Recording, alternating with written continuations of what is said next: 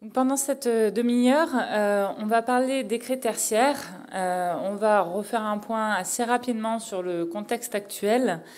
Et puis, on va faire des petits rappels sur la réglementation du décret tertiaire et voir où on en est. Et un focus sur les leviers. Est-ce que ça implique de devoir faire entre moins 40 et moins 60% d'économie d'énergie et comment on peut les atteindre? Donc, je suis Joséphine Ledoux, je suis cofondatrice du bureau d'études Enera Conseil, qui est un bureau d'études thermiques et fluides maître d'œuvre qui agit sur toute la France et qui fait à la fois du résidentiel et du tertiaire.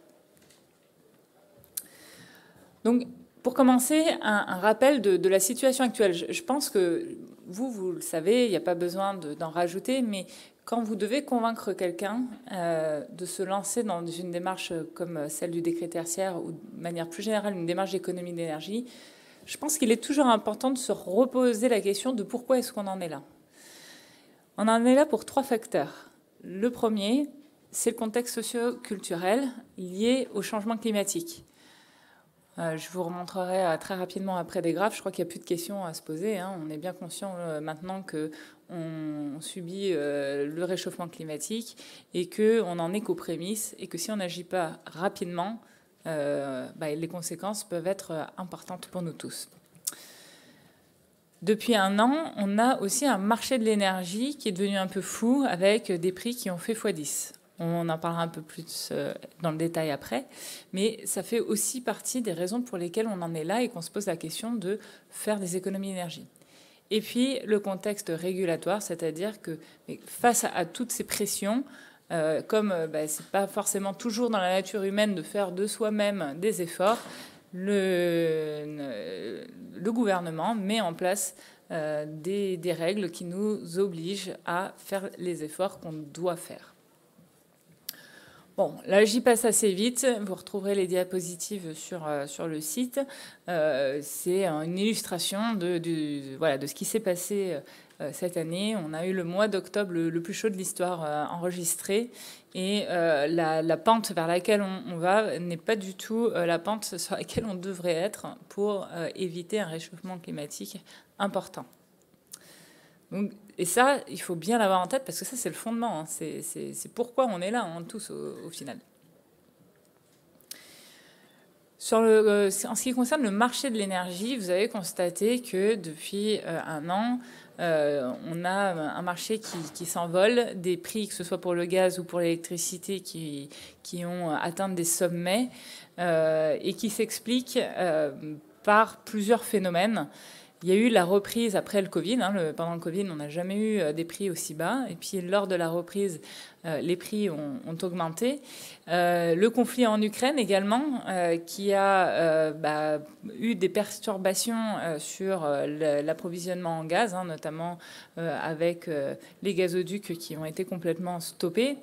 Et ça a eu des conséquences qui ont été en cascade, puisqu'il a fallu, pour les pays qui étaient directement approvisionnés par cette manière, par ce gazoduc, trouver des solutions alternatives et qui ont fait monter les prix partout. On a en France aussi la problématique d'avoir des centrales qui sont un peu vieilles et qui sont actuellement à l'arrêt puisqu'elles sont en cours d'entretien. Et donc, du coup, on est obligé de compenser ça avec des centrales au gaz. Vous voyez, vous avez peut-être entendu parler ces derniers mois de prix qui redescendent. Alors, les prix redescendent pour 2 raisons principales. C'est le fait qu'on n'ait pas eu un hiver très très froid et donc les stocks de gaz en France sont encore élevés. Et donc, il y a une demande qui est plus faible que le stock. Mais c'est aussi lié au fait que, comme les prix ont fait x10 et qu'il y a pas mal d'industries qui n'ont pas pu faire face à cette augmentation, elles ont tout simplement arrêté de produire. Donc ce n'est pas une très bonne nouvelle, cette diminution des prix. Elle est liée à une récession qui a démarré avec des entreprises qui ont arrêté de produire et qui, du coup, n'ont plus de besoin en énergie. les prévisions sur les années à venir, globalement, c'est qu'on ne retrouvera jamais un niveau de prix tel qu'on l'a vécu jusqu'à avant cette crise énergétique. Et donc, du coup, par conséquent, le décret tertiaire qui était au départ mis en place pour réduire les émissions de CO2 et faire face à ces problématiques de réchauffement climatique, ont un intérêt particulier dans le contexte du marché du prix de l'énergie et finalement parlent un petit peu plus à tout à chacun, puisque quand on vient toucher au portefeuille, là, on se décide à faire les choses. Donc, il faut vraiment aujourd'hui voir ce décret comme une opportunité de à la fois aller dans le sens de l'histoire et essayer de faire tout ce qu'on peut pour réduire les émissions de carbone, de limiter la facture énergétique également, mais je pense aussi il y a une évolution de mœurs et de technologie qui a lieu en même temps, puisque pour pouvoir atteindre les objectifs du décret, on le verra par la suite, il s'agit de révolutionner un petit peu nos façons de faire, d'un point de vue technologique avec des systèmes innovants, mais aussi d'un point de vue de l'usage avec des manières de travailler qui vont changer. Alors, point numéro 2, un petit rappel rapide. Je ne vais pas trop m'étendre dessus parce que je pense que dans cette salle, vous les connaissez. Mais donc, ce sont les bâtiments de plus de 1000 m² qui ont un usage tertiaire et qui se situent sur une unité foncière dont la totalité des usages tertiaires font plus de 1000 m². Ce qui veut dire que si vous avez sur une même unité foncière un Décathlon et une boulangerie, et la boulangerie, elle ne fait que 100 m², comme elle est sur la même unité foncière, elle est concernée par le décret tertiaire, puisque le Décathlon, mettons qu'il en fasse 900 plus 100, ça fait 1000, donc ils sont tous les deux concernés. Qui est concerné dans ces bâtiments? Tout le monde, et le propriétaire et le locataire, enfin l'utilisateur, l'usager du bâtiment. Ils doivent chacun être déclarés en disant qu'ils sont propriétaires ou qu'ils sont occupants. Ou qu'ils sont occupants, ils peuvent être les deux. Alors, l'occupant, quoi qu'il arrive, il doit déclarer ses consommations d'énergie. Donc, en devant déclarer ses consommations d'énergie, il s'inscrit sur le site Opérate et il va indiquer son activité, les surfaces de son activité et les consommations y référentes. Il peut à ce moment-là déclarer son propriétaire en indiquant son sirène. Et le propriétaire est automatiquement déclaré. L'inverse est un peu plus compliqué. C'est-à-dire que le propriétaire peut faire exactement la même chose. Il peut se déclarer et déclarer son occupant, mais il ne pourra pas lui déclarer ses consommations, sauf s'il a un mandat explicite de la part de son occupant pour déclarer ses consommations. Donc, soit chacun se déclare de son côté, soit le plus facile, c'est que l'occupant déclare le propriétaire. Alors, la question qu'on nous pose souvent, c'est les sanctions. Alors, les sanctions officielles, c'est une amende de 7 500 € pour tout le monde, que ce soit pour le propriétaire ou pour l'occupant.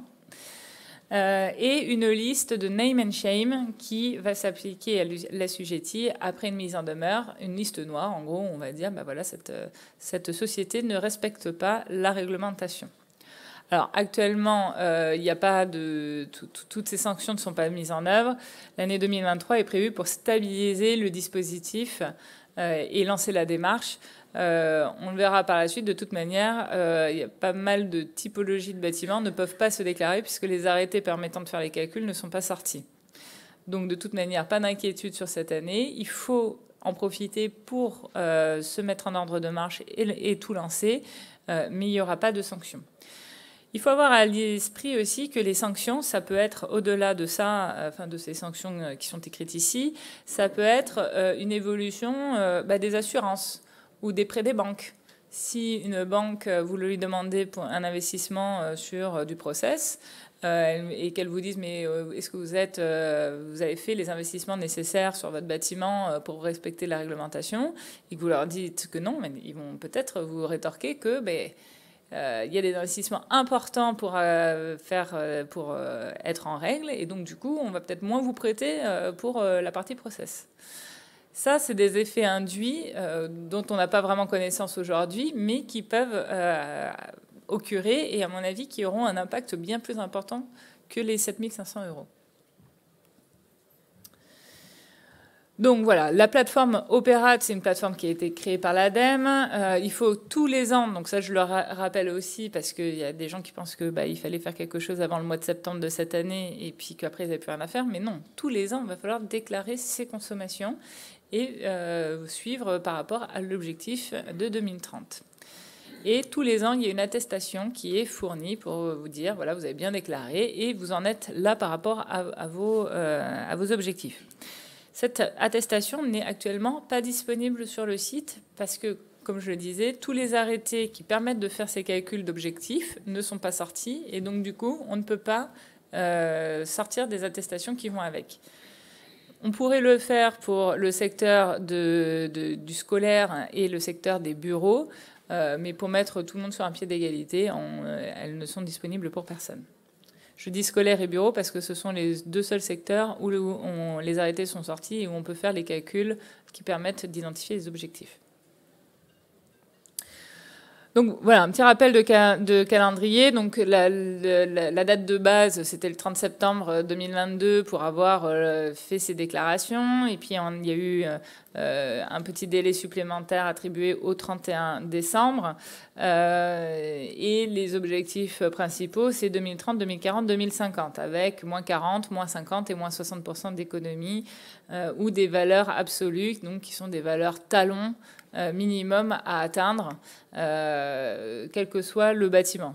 Donc, soit on choisit, soit on part sur du moins 40, soit on part sur ce talon de valeur absolue, si jamais le moins 40 se trouve en dessous. Ces valeurs absolues, elles ne sortent à chaque fois que pour la date d'objectif suivante. C'est-à-dire qu'aujourd'hui, on les a pour 2030, et ce sera qu'à partir de 2030 qu'on les aura pour 2040. On ne les aura pas en avance. Voilà, donc il faut l'avoir à l'esprit. Et on pourra, déjà aujourd'hui, on ne les connaît pas pour la totalité des secteurs, on ne les connaît que pour le secteur du scolaire et des bureaux. On espère qu'on va avoir les arrêtés qui vont suivre rapidement. Alors, comment faire pour se lancer dans ce gros chantier qui est de faire des économies d'énergie à hauteur de moins 40%? Qu'est-ce qui est de la responsabilité du propriétaire? Qu'est-ce qui est de la responsabilité du locataire? Ça va vraiment dépendre du bâtiment. Vous allez avoir des bâtiments comme les bâtiments commerciaux type grande surface, où là, le propriétaire ne possède que les murs. Il n'a que les murs et il ne peut agir que sur les murs. Mais tout ce qui va être équipement à l'intérieur, c'est de la responsabilité de l'occupant. Et puis, il y en a d'autres où c'est des bureaux et où c'est le propriétaire qui a la maîtrise absolument de tout ce qui va être bâti, installation, gestion, et l'occupant n'a finalement pas la main sur grand-chose. Donc, il n'y a pas de règle, le décret ne définit pas de règle, il dit simplement que l'occupant et le propriétaire doivent se mettre autour de la table et discuter de comment ils arrivent ensemble à atteindre les objectifs. Donc ça pose évidemment des problèmes de responsabilité, si l'un des deux ne le fait pas, qu'est-ce qui se passe? Tout ça n'est aujourd'hui pas clairement défini, je pense que ce sera défini au fur et à mesure que les problèmes se poseront, parce que les cas sont tous très différents les uns des autres. Alors, comment atteindre ces objectifs? Il y a trois grandes familles d'actions.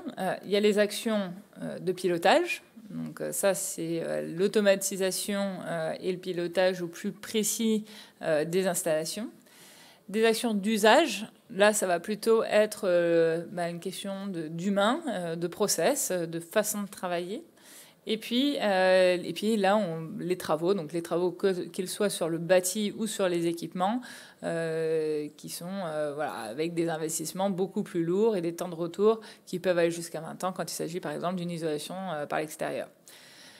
Donc sur le pilotage et sur l'usage, on peut déjà faire quasiment un quart des économies avec des temps de retour assez faibles, de 2 ans, et on verra par la suite... Voilà, pourquoi est-ce que je m'avance sur ces chiffres-là? Là, on est plutôt sur les travaux. Donc, La réalité, c'est que si vous avez un petit peu suivi les, les, les argumentations de l'ADEME ou de Négawatt, la logique voudrait qu'on rend un bâtiment sobre d'abord, donc on l'isole, et puis ensuite on vient optimiser à l'intérieur ces installations. C'est effectivement techniquement comme ça qu'il faudrait voir les choses. Mais ce n'est pas la réalité. Et encore moins la réalité des entreprises dans le tertiaire. Surtout quand on a des impératifs d'agir rapidement. Parce que la sobriété du bâtiment, c'est des investissements qui sont très lourds et qu'une entreprise ne peut pas décider comme ça du jour au lendemain de mettre en place. Donc en fait, la réalité terrain du tertiaire, c'est plutôt ça. C'est de se dire, bon, très rapidement, je vais arrêter de consommer quand j'en ai pas besoin, donc je vais gérer ma régulation. Je vais éviter de consommer le week-end, je vais éviter de consommer la nuit. Et pour ça, je vais piloter via des régulations. Et puis après, mes chaudières, mes équipements sont anciens. Ils peuvent être optimisés. Mon investissement, j'ai 2 ans pour le prévoir. Et du coup, je vais pouvoir commencer à remplacer mes équipements. Et une fois qu'ils ont déjà lancé tout ça, ils ont fait une partie du chemin. Et du coup, ils peuvent prévoir sur les 5 à 6, 7 ans qui suivent, d'aller plus loin et de discuter avec alors soit le propriétaire, mais ça concerne aussi les entreprises qui sont propriétaires occupantes, et ils vont pouvoir se lancer dans des isolations. Donc c'est vrai que c'est de manière un petit peu différente que ce qu'on a dans le logement, où on va essayer de rendre sobre son bâtiment, puis de rendre plus efficientes les installations. Là, on va être dans une démarche inverse, où vous voyez sur ce graphe-là les investissements avec la courbe bleue et en vert les économies d'énergie générées. Ce qui est important, c'est ce que je mettais ici et ce que vous voyez en bas, tout ça, c'est de le monitorer et de le piloter. Parce qu'il s'agit quand même d'investissements importants. On a des obligations qui ne sont pas des obligations théoriques comme on les connaît sur la réglementation du neuf, où il faut qu'il y ait un calcul théorique qui dise qu'on est bon et puis ça passe. Là, non. Là, c'est tous les ans, il faudra que vous prouviez par vos factures que dans la réalité de terrain, vous avez fait des économies d'énergie. Donc il ne s'agit pas juste d'un calcul théorique, il s'agit d'une réalité. Et pour pouvoir être sûr qu'on est en ligne droite avec tout le plan d'action qu'on a mis en place et les résultats qui sont attendus, il est important de monitorer pour pouvoir rectifier le tir si jamais on a une dérive qui apparaît. Ensuite, la question qui se pose, c'est de se dire, OK, moi j'ai des objectifs, d'où je pars déjà, quel est mon point de départ pour pouvoir calculer l'économie que je dois faire. Et ce point de départ, en fait, il est ultra important parce qu'il va déterminer les investissements dont je viens de vous parler. Là, si vous regardez ce graphe, vous avez les actions 1. Donc, les actions 1, c'est les actions à faible investissement qui sont, par exemple, la régulation. Et puis, les actions 12 et 13, on est plutôt sur de l'isolation. Donc, plus on va avoir un départ qui est haut, et moins on aura besoin d'aller au fin fond de ces actions-là pour pouvoir atteindre les objectifs fixés, les moins 40, moins 50, moins 60. Donc c'est vraiment important de bien calculer sa situation de départ pour savoir jusqu'à où on va devoir aller pour atteindre les objectifs. Et en sachant que les actions mises en place pour aller chercher les derniers kilowattheures nécessaires à l'atteinte des objectifs, c'est les investissements avec l'investissement le plus important. Donc voilà, on peut faire beaucoup d'économies financières si on a bien calculé son point de départ. Je vous donne un exemple ici.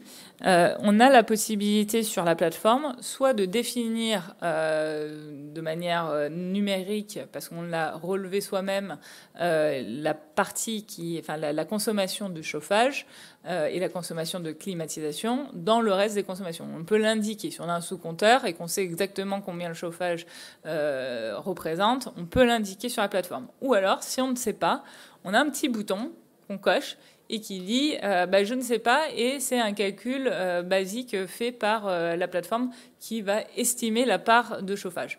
La part de chauffage, elle est importante parce que c'est là-dessus qu'on va appliquer les DJU, donc la rigueur de l'hiver. Et là, c'est un exemple où on a mis... Alors, c'est ça qui est un peu bizarre, parce que d'habitude, quand on essaye, on optimise quand on fait beaucoup d'économies. Ici, on optimise quand on fait pas beaucoup d'économies. Donc, il faut avoir une logique un peu différente. Mais sur votre graphe de gauche, on a rentré la consommation de chauffage qu'on avait sous-compté et qu'on connaît. Et donc, on arrive à une consommation de référence de 256. Sur l'autre graphe, on a dit, je ne sais pas, je ne connais pas ma consommation, et c'est le calcul directement de la plateforme qui a établi la part chauffage. Et on arrive à une consommation de référence de 310. Donc on voit que, en jouant sur ce genre de choses, en fait, la consommation de référence, elle est assez différente. On a quand même une différence importante entre les deux. Et donc, du coup, tous les investissements qui vont découler de cela pour atteindre les objectifs vont être aussi importants. Donc, demander à une entreprise, à un bureau d'études de calculer une consommation de référence, c'est pas neutre. Il faut vraiment se poser les bonnes questions à ce moment-là. Une fois qu'on a déterminé notre consommation de référence, on se pose la question des leviers. Donc, jusqu'à présent, nous, thermiciens, on raisonnait sur les 5 usages. Donc, chauffage, clim, ventilation, auxiliaire, eau chaude sanitaire, éclairage. Et on n'avait pas vraiment conscience des usages spécifiques, de ce que ça représentait sur le bilan global des consommations d'énergie. Et quand on voit ces graphes-là, donc là c'est une moyenne sur tous les bâtiments tertiaires, quand on voit ces graphes-là, on se rend compte que en fait, le chauffage, qui quand on regarde que les 5 usages représentent souvent 70% des consommations, mais quand on prend tous les usages confondus, on n'est plus qu'à 47%, on n'est même pas à la moitié en fait. Alors que les usages spécifiques, c'est 32%, donc c'est énorme. Donc quand on va vouloir faire moins 60, on ne peut pas tout miser sur le chauffage, c'est pas possible. Il va falloir miser aussi sur les usages spécifiques. Bon, là, rapidement, un graphe que vous aurez si vous allez récupérer les vidéos plus tard, qui vous donne ces répartitions-là par typologie de bâtiment. Donc, on voit par exemple que l'enseignement, on a 70% de chauffage. Bon, là, on est plus dans notre zone de confort parce qu'on sait comment gérer les problématiques de chauffage. On sait exactement ce qu'il faut faire pour réduire les consommations de chauffage.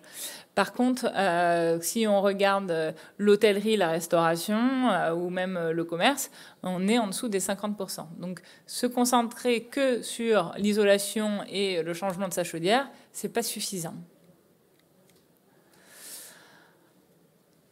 D'autres chiffres qui sont très intéressants, c'est le taux d'inoccupation. En fait, un bâtiment tertiaire est plus souvent inoccupé qu'occupé. Et alors, c'est encore plus vrai pour l'enseignement, mais quand on regarde les bureaux, on est à 64%. Donc là, il y a vraiment des bonnes questions à se poser. Ça coûte pas très cher de juste arrêter de consommer quand on n'est pas là. Voilà. Donc, il y a pas mal de choses à mettre en place pour arrêter de consommer quand on n'est pas là. Par exemple, réduire les températures de consigne et automatiser les plannings. Bon, ça, c'est un peu la base.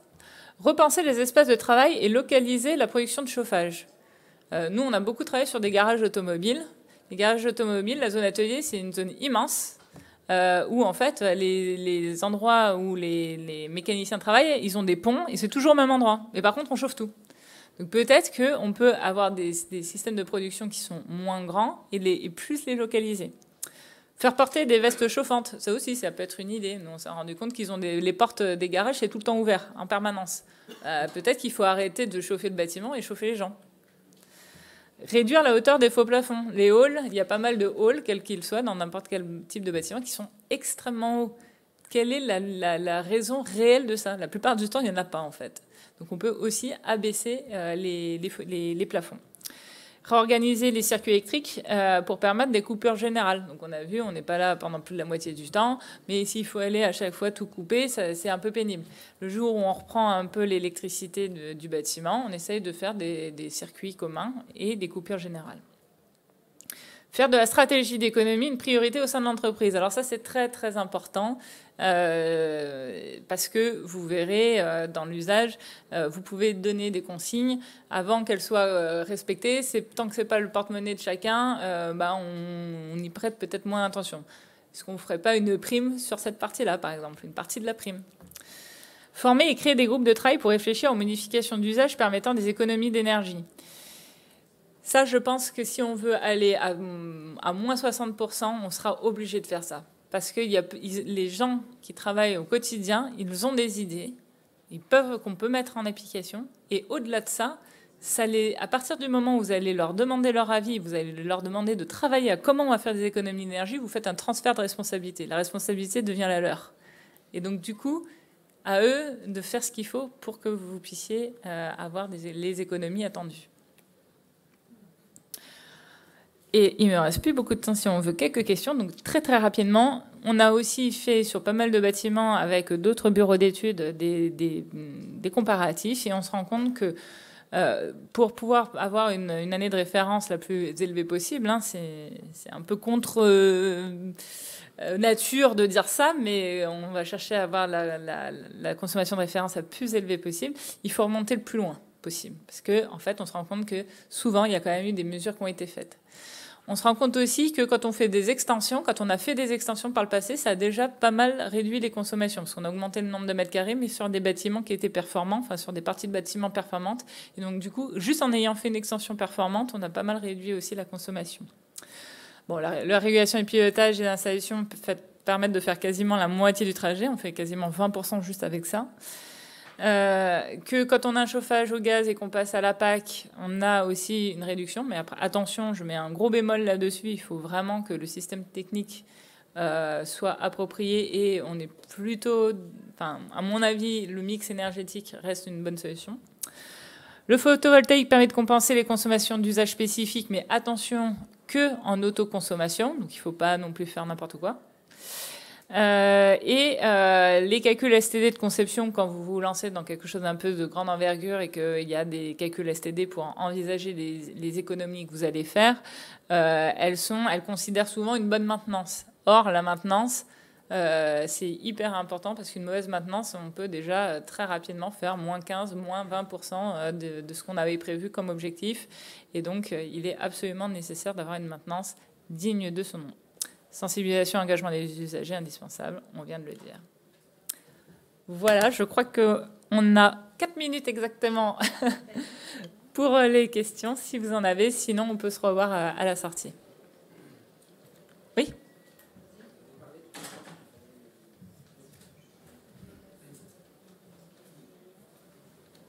Merci de votre présentation. Vous avez parlé à l'instant qu'il fallait privilégier l'année où on avait le plus consommé. Est-ce réellement pertinent par rapport au DJE? Alors, l'année qui est plus consommée, évidemment, c'est rapport au DJE. Hein. C'est pas l'année où on a le plus consommé en valeur absolue. Ah, merci. Tout à fait.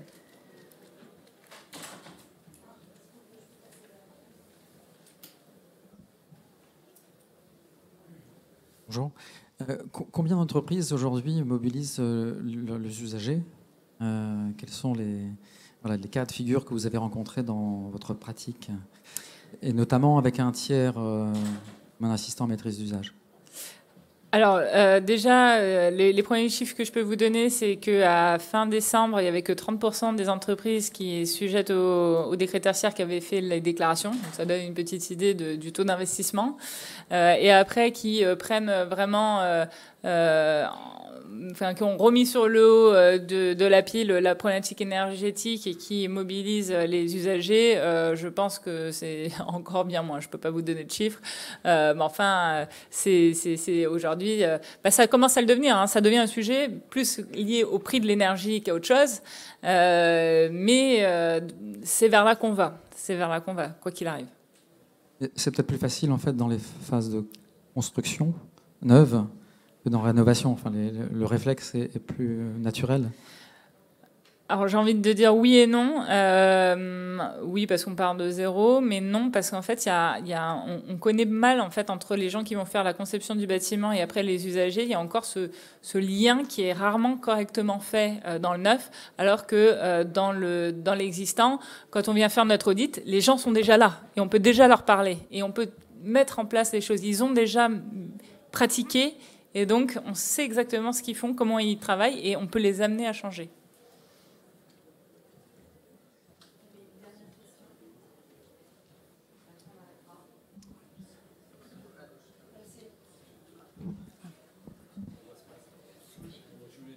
Quid des 70% qui n'ont pas déclaré? Eh ben, ils ont les sujets qui échappent au décret. Alors, ceux qui ont les 70% qui n'ont pas déclaré, il faut qu'ils se déclarent cette année. Après, ce sera les sanctions qui seront à mettre en œuvre. Mais là, je suis pas à la place du gouvernement, je pourrais pas vous dire comment ils voient ça. Vous avez parlé des 30% de consommation spécifique dans le tertiaire. Autant dans l'industrie, je peux imaginer des process de fabrication. Dans le tertiaire, qu'est-ce que ça recouvre à titre d'exemple ? Il peut y avoir un peu tout. On va penser évidemment à tout ce qui va être informatique, à tout ce qui va être... donc ça peut être, quand on a des grosses baies informatiques, ça peut représenter beaucoup. Ensuite, alors, la cuisson, la cuisson était mise de côté, mais il va y avoir les blanchisseries, par exemple, les machines de blanchisserie dans les hôtels. En fait, ça dépend du bâtiment, mais il peut y avoir les cabines de peinture dans les garages qui sont pas considérées comme du process industriel. Il peut y avoir, après, toutes ces petites consommations quotidiennes qui dans les bâtiments tertiaires. Alors évidemment, dans des commerces, par exemple, il y en a moins.